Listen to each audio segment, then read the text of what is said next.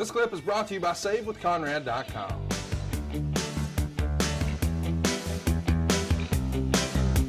Ladies and gentlemen, our next event is a fight to the finish. Hair versus hair. The hair of Big Mama versus the hair of Paul Jones. Under the contractual agreement, the Raging Bull will be locked in a cage suspended.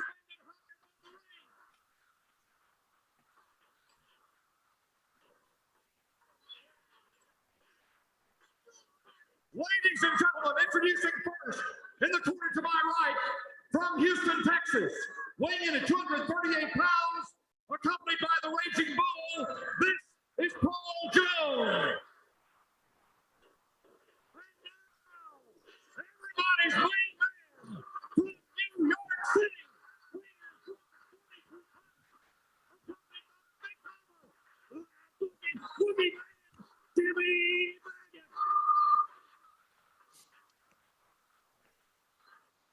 So they locked the Raging Bull into a cage.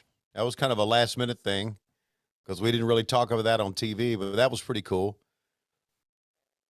Tom Miller was a hell of a ring announcer, wasn't he? Yes, he was. Oh man, Truckin' Tom. Truckin' Tom, buddy. Yep, he was a radio announcer for WBT AM, right? Clear Channel Station, right? With all the truckers, 6 a.m. Yeah, all the truckers. Yep. And here you see the Raging Bull saying, "Nope, I'm going to sit right here on the outside of the ring." And there's Baby Earl arguing, "Nope, you got to get in this cage. You got to get over here. You got to get in this cage." How hot was this Greensboro crowd for Boogie Woogie Man? I think this was Charlotte. Well, no, you're right. It was, it was Greensboro yeah. because I was the ring announcer in Atlanta. So very good. Yeah, but no, you're right. They were hot, man. Conrad, they always were hot, weren't they? David? Yes. It was Greensboro wasn't. Yeah, Greensboro was electric. Right. They came there to yell and scream and let their tension go. Okay, so you see the Baron and Tim Horner, Nelson Royal are there. They all have had matches earlier. Here comes Wahoo, spirit of 76, buddy. Oh yes. Oh Wahoo, what a priceless person. What a man, buddy. Crockett, did you guys have a nickname for that shark cage apparatus that we see the Raging Bull being suspended in? That's a good thing. Shark cage. I mean, it could be a shark cage because it's solid steel. Yeah. I think maybe didn't Dusty call it Betty Lou at one time when they put JJ He in might have. Yeah.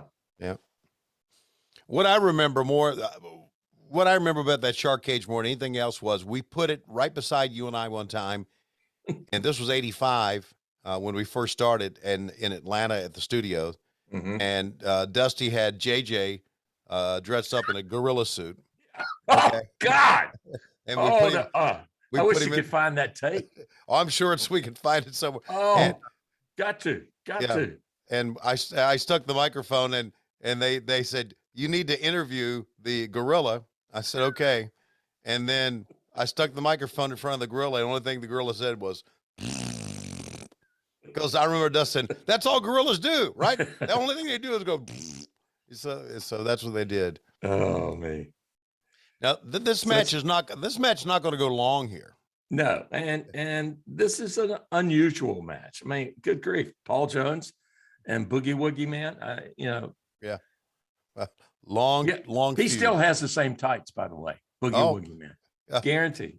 I bet he does. I bet he does. Brother, I'm sure he does, brother.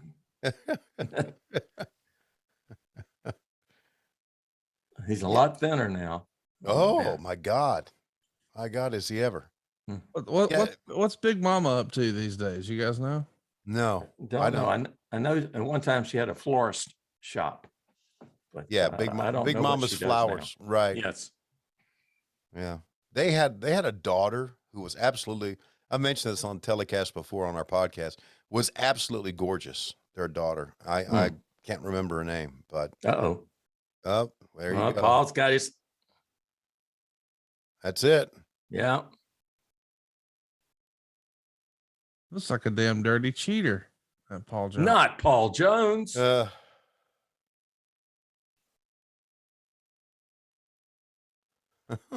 But see, right now he's taking too much time. Mm-hmm. Oh, Jimmy done juiced. So, Jimmy, obviously Valiant was not the greatest worker in the world. His promos were the best. Yes. And a lot of times he didn't 1, 2, he kicks out. Now, a lot of times he didn't go long. And I remember talking to Dusty one time, and I just remember this. I don't remember the conversation or how it was. That Jimmy Valiant, right after this, they didn't use him that much. And Dusty wasn't pleased the fact that Jimmy didn't want to go long in his matches. Do you remember that?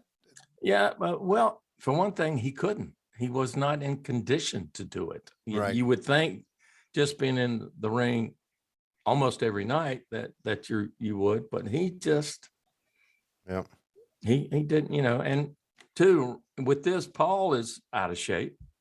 Yeah. So he's a manager, right? I mean, he's right. And Paul had been wrestling for, gosh, he'd been around, and especially in the Mid-Atlantic territory with you guys since we were kids. Yeah, long, absolutely.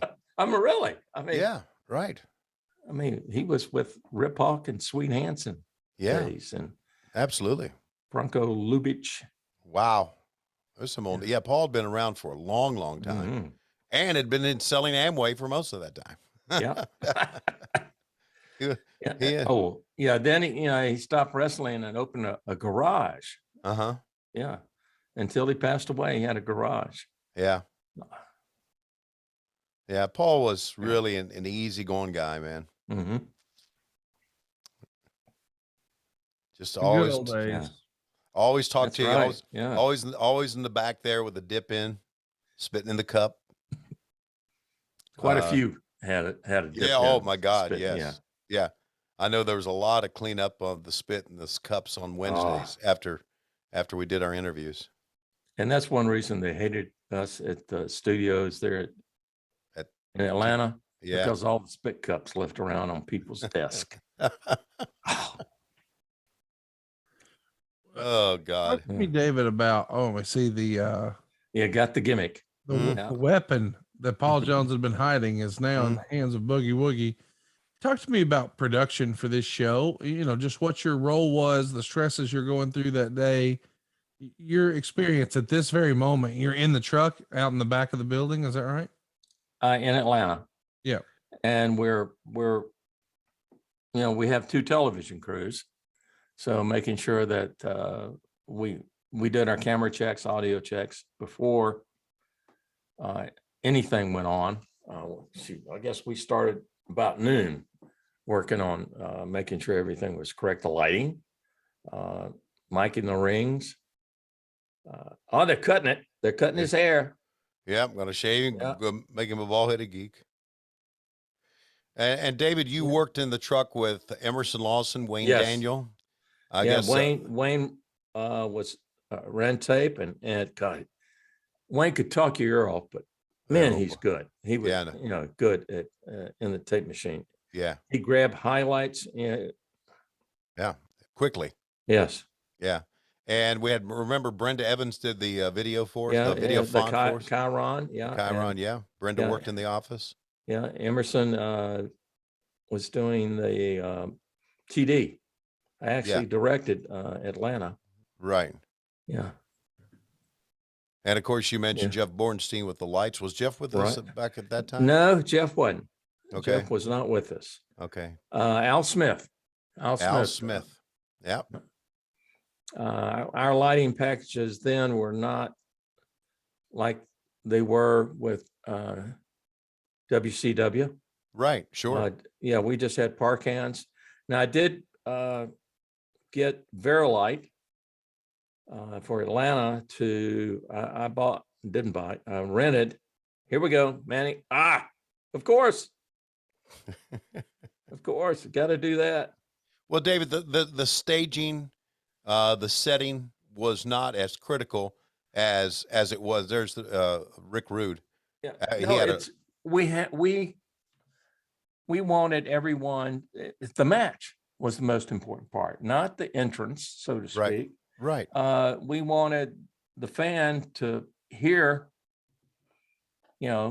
everything that was going on, Mhm. sound wise, and then my biggest concern. Oh, you got him. Biggest concern was the cameraman. You get a normal camera. Look at Paul. Oh, bald-headed geek.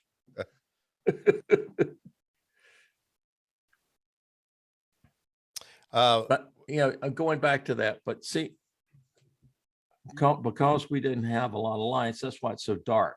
Sure. We had basic park and lighting package around. Right.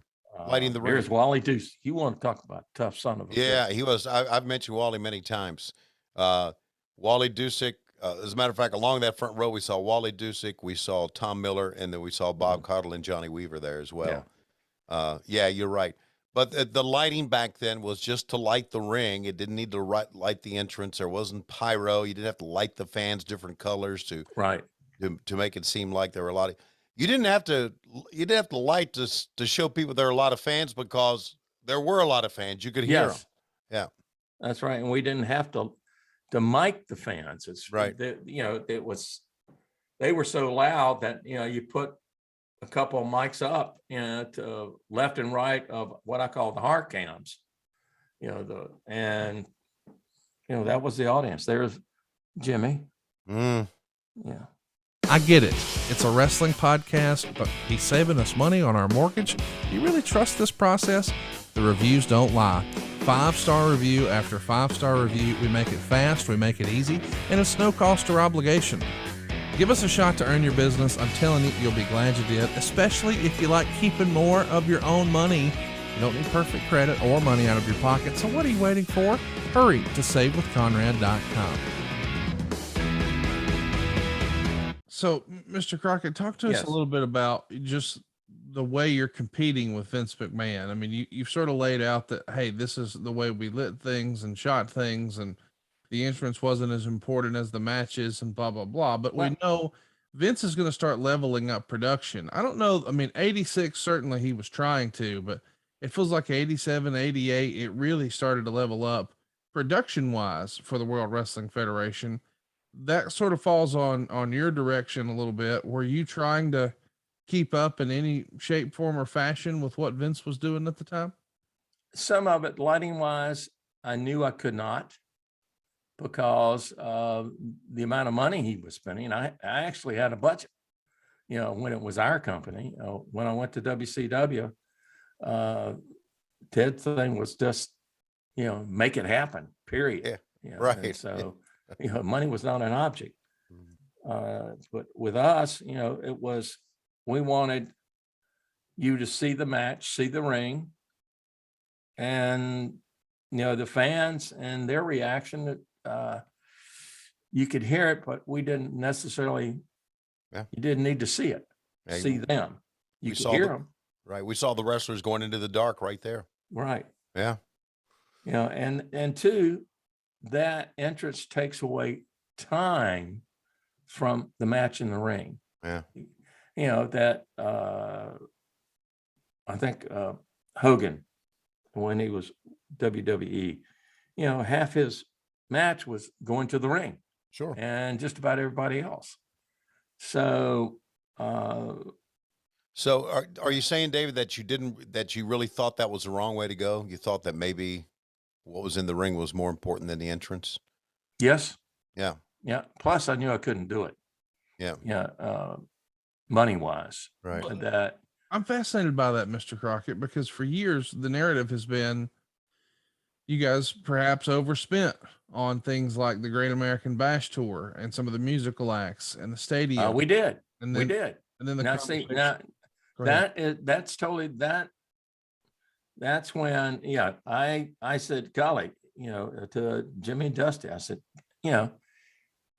you're spending $2 million to make $1 million. Something's wrong with this. Yeah. When you do the Great American Bash and the the country acts singing, and I mean, just. And all the travel to get to those places. And the scaffold match. Oh, that's coming up later. God. So we alternated back then, right, between the Omni and the Greensboro Coliseum, of course. And yes. Hey, it's Conrad Thompson. Thanks for checking out the podcast here on YouTube. Be sure to hit the subscribe button and the notifications bell so you get a notice anytime we upload some new content. And go save yourself some money right now. If you're in a 30-year loan or you have credit card debt, it's not a matter of if I can save you money. It's a matter of how much. Find out right now for free at SaveWithConrad.com.